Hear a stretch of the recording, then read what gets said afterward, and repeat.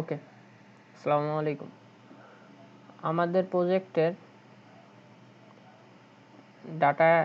প্রজেক্টের রিমোট ভ্যালিডেশনটা কাজ করতেছে না। রিমোট ভ্যালিডেশনটা কেন কাজ করতেছে? আমরা যদি আমাদের প্রজেক্টটা চালু করি, আমাদের রিমোট ভ্যালিডেশনটা কোথায় দেওয়া ছিল? আমাদের অ্যাকশনের মধ্যে, অ্যাকাউন্ট কন্ট্রোলারের মধ্যে, যেটা আমাদের রিমোট ভ্যালিডেশন।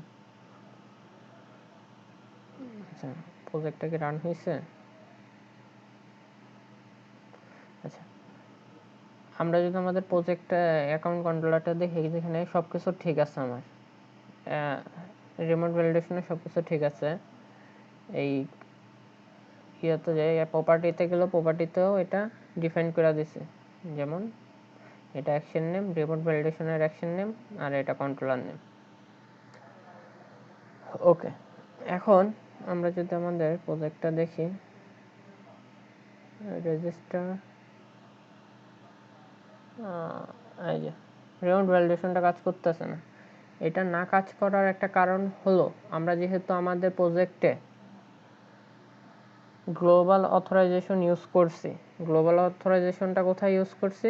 আমরা আমাদের প্রজেক্টের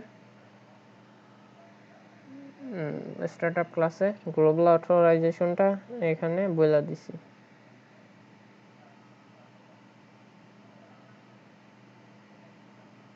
এই যে গ্লোবাল অথরাইজেশনটা এখানে বলে দিছি। সো এখন আমাদের এইখানে কিন্তু অ্যাকাউন্ট কন্ট্রোলারে এইখানে কিন্তু আমরা অ্যালাউ অ্যানোনিমাস দেই নাই, দেওয়া লাগবে অ্যালাউ অ্যানোনিমাস। তার মানে গ্লোবাল অথরাইজেশনের দেওয়ার ফলে আমার এটা অ্যাক্সেস করতে পারতেছিল না, আমার এই রিমোট ভ্যালিডেশনটা অ্যাক্সেস করতে পারতেছিল না এটার অ্যাকশনগুলা।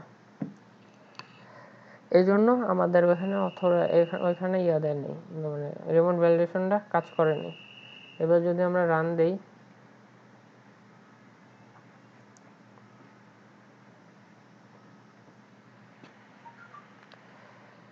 রান দেওয়ার পর আমরা যদি দেখি, এবার কাজ করার কথা।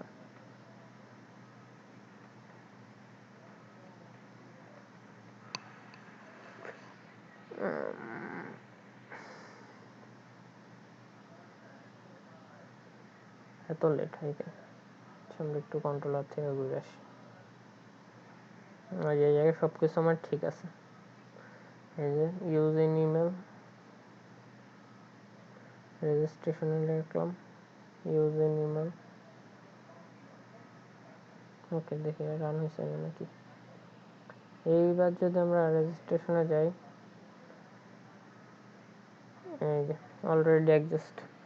So that's it. এখানে অ্যালাউ অ্যানোনিমাস দেই নেই,